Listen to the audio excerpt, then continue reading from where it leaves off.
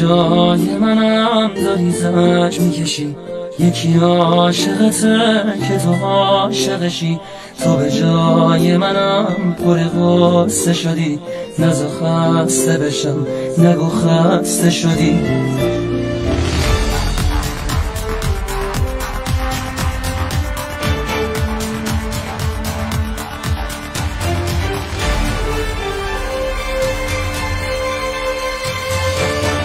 سلام شنوندگان عزیز، شهر جنبسته خبرهای روز رو مستقیما از استودیوی مرکزی رادیو موجیر میشنوید.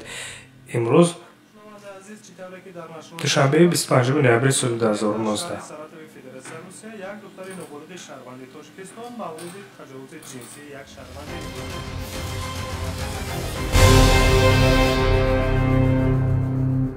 شنونده عزیز، چطوری که در نشرهای پیشین بخش خبر اطلاع داده بودیم، در شهر ساراتوف فدراسیون روسیه یک دختر نوبالغ شهروند تاجیکستان مورد تجاوز جنسی یک شهروند وزارت تبار روسیه قرار گرفته بود. ما نیز موضوع را پیگیری داریم و در صورت به دست آمدن اطلاع شما را در جریان میگذاریم. وابسته به این قضیه ننگین، کنسول گنرالی تاجیکستان در شهر اوفا فدراسیون روسیه که از روی تابعیت به شهر ساراتوف نیز خدمت رسانی مینماید، با صلح‌های بخش خبری رادیو موجیر خطی جواب گردانیدند. در شرح کنسول گنرالی گفته که در تاریخ 10 سپتامبر سال روان کنسول گنرالی تاجیکستان در شهر اوفا با نمایندگان شعبه حقوق نمایندگی وزارت مهنت، مهاجرت و شغل اهالی جمهوری تاجیکستان در فدراسیون روسیه به شهر ساراتوف رفته با مادر دختر نوبالغ جبر دیده تاجیک که از او با دلایل اخلاقی نام میبریم صحبت نمودند. گفته می شود که در دوام کنسول گنرالی با ارسال نامه از سرایست وزارت کارهای داخلی فدراسیون روسیه در ولایت ساراتوف تحقیق منصفانه قضیه را درخواست نموده است. این حال جوان دختر نوبالغ جبر دیده تاجیک با وکیل دفاع تامین شده از حقوق آن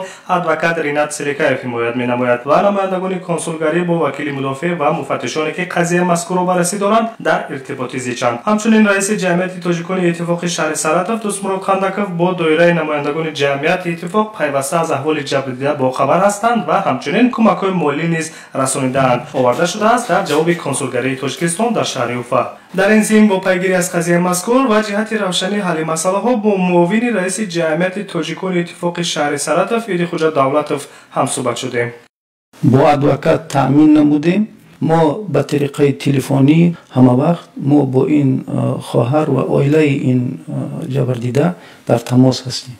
وکیل مدافع که از حقوق دختر نوبالغ جبر دیده تاجیک حمایت میکند ضمن صحبت با ما طریق تلفنی ابراز داشت که وابسته به این قضیه با علامت ماده 131 قسم 3 بند ای کودکس جنایتی فدراسیون روسیه پرونده جنایی آغاز گردیده تفتیشات ادامه دارد. В настоящий момент дело возбуждено по факту заявления, соответственно, то есть в качестве подозреваемого кто-либо там пока не указан. Вот, указано по факту преступления. Возбуждено 2 уголовных дела по 2 эпизодам, которые произошли в Фрунзенском районе города Саратова и в Заводском районе города Саратова. В связи с недостаточностью, так скажем, доказательств, и в связи с тем, что девочка обратилась гораздо позднее, допустим, по первому эпизоду по Фрунзенскому району оно как бы в одно время произошло, вот там прошло достаточное количество времени, а по второму эпизоду она не ориентируется в городе Саратове, не может указать как бы точно адрес квартиры, где было совершено преступление. Пока не может. Мы занимаемся этим вопросом, ищем. Наработки в этом моменте есть. اویدی روشنی در قضیه خواستیم نظر نمایندگی خدمات مهاجرت وزارت مهنت، مهاجرت و شغل اهالی جمهوری تاجیکستان در روسیه را بگیریم. اما ابراهیم احمدов سخنگوی نمایندگی خدمات مهاجرت در روسیه با گفته آنی که قضیه را از کنسولگری پرسان شوید و ما معلومات نمیدهیم اکتفا نمود.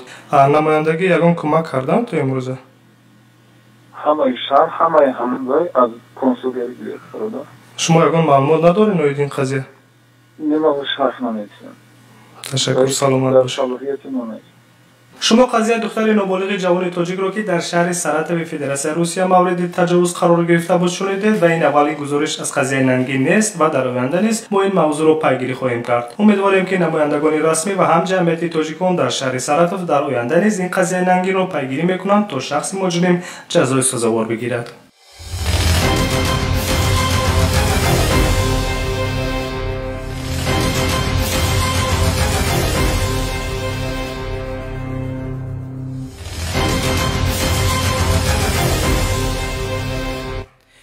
شرح جنبستی خبرهای روز را مستقیما از رادیوی موجیر شنوده اید.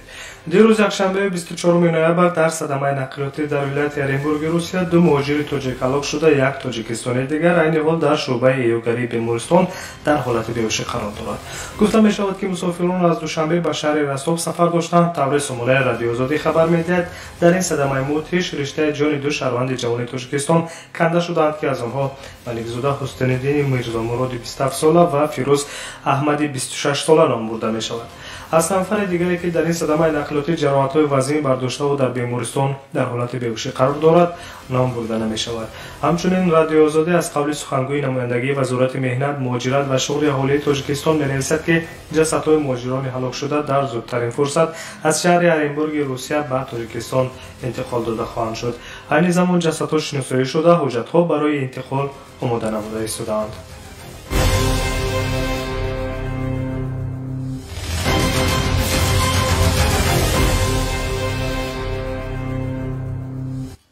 دادگاه ناحیه مسکو شهر سن پتربورگ روسیه الکسی یانوکوویچ را به 8 سال و 3 ماه زندان روانه نمود.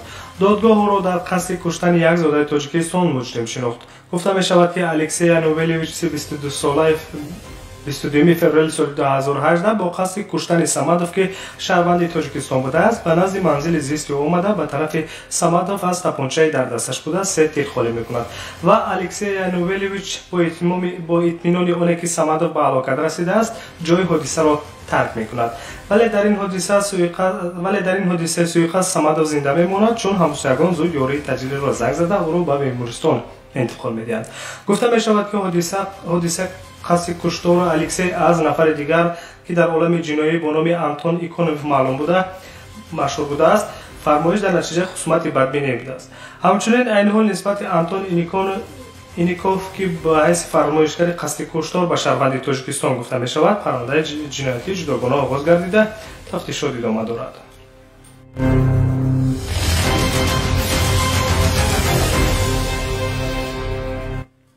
22 نوامبر سال جاری وکیلان پارلمان تاجیکستان طرح پیشنهادی بودجه جمهوری تاجیکستان برای سال 2020 را مورد بررسی قرار دادند که در رفت آن رئیس پالات پایانی پارلمان تاجیکستان شکرجان ظهورov فاید مهاجران مهنتی تاجیک در کشورهای خارج کمی سخن گفت که این به طور بی‌سابقه بوده مورد شرح زیادی کاربران شبکه‌های اجتماعی گردید. شکرجان ظهورov رئیس مجلس نمایندگان تاجیکستان در جلسه مجلس وکیلان از وضع مهاجران مهنتی در روسیه سخن گفته با اشاره با مهاجران ابراز داشته است که یک پول پاتنت را سپاریده نمیتوانند. مهاجران را به حال خود ماندن در کار نیست. ما 10 سال شد که از کافه روسیه دویده ایستاده‌ایم اما 3-4 شرطنامه اساسی را امضا نمیکنند. راهبران دولت‌ها پارلمان‌ها واخوردند چند بار مسئله گذاشتیم اما خوب میگویند و تمام. مهاجران مهنتی ما به حیث یک پیشن در دیگر دولت‌ها استفاده شده ایستادند. آورده شده است در خبر رادیو آزادی از قول شکرجان ظهورov رئیس پالات پایانی پارلمان تاجیکستان. این یکی از موردهای کمی است که راهبران نهادهای تاجیکستان به خصوص پارلمان با نارضایتی از بعضی مهاجران مهنتی به خصوص آنهایی که در روسیه قرار دارند صدا بلند میکنند.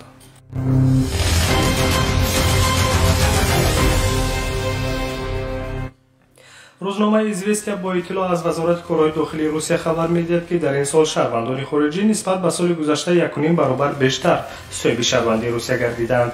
گفته می‌شود اهالی روسیه 285,000 شهروند زیاد شده است. از این شماره 146,000 اوکراینی‌ها، 35,000 قزاقستانی‌ها و 30,000 تاجیکستانی‌ها میباشند.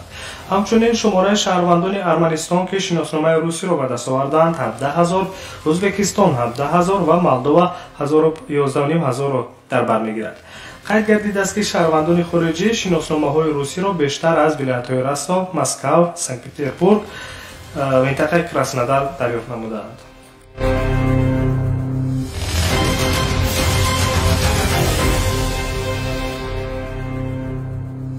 شنوندگان عزیز توجه نمایید به یک اعلان. روز 29 نوامبر ساعت 18 به وقت مسکو در استودیوی مرکزی رادیو موجیر بخش مستقیم برنامه حقوق شما با حقوق شناسان ساحه مهاجرت دایر می‌گردد. شما می‌توانید سوال‌های خود را وابسته به حالت گرفتن منزل اقامتی، بود و باش در قلمرو فدراسیون روسیه به رسمیت دراری حجت‌ها، طبق طلبات قانونگذاری مهنت به کار درآمدن و از کار خارج گشتن، گرفتن مزد مهنت از کارفرما و یا کاردهنده، حمایت خود در مقامات سودی، مناسبت با پلیس هنگام واخوردن و یا مراجعت و گذشتن خط سرحدی دولتی، برای مهاجر طریق SMS پیامک در شبکه‌های اجتماعی فیسبوک، اینستاگرام، ایمو، کانتاکت و یا در واتساپ با شماره 8965 151 0410 8967 111 5646 سال خود را بفرستید و یا در جریان برنامه که با پخش مستقیم دایر می‌گردد زنگ زده به سوال‌های خود جواب‌های مشخص گیرید. فراموش نسازید پخش مستقیم بگوی جمعه ساعت 18 به وقت مسکو دایر می‌گردد. در آخر نشر جنبسته خبرهای روز شما را با وضع باد و هوا برای پگاه 26 نوامبر آشنا می‌سازیم. در شهر دوشنبه و ناحیه‌های اطراف پایتخت 26 نوامبر روزانه کمی بارش برف پیشگویی می‌شود. حرارت هوا روزانه 1-6 شبانه تا 4 درجه گرم می‌باشد. در مسکو باشد 26 نوامبر هوا کمی سرد شده، حرارت روزانه 3-8 شبانه 8 درجه خنک می‌شود. در سنت پترزبورگ هوای تغییریابنده بوده، قسم پگاه کمی برف میبارد. حرارت هوا روزانه تا 1 درجه شبانه تا 3 درجه خنکی را در بر میگیرد. در خبرسک 26 نوامبر شبانه بارش برف گفته می شود.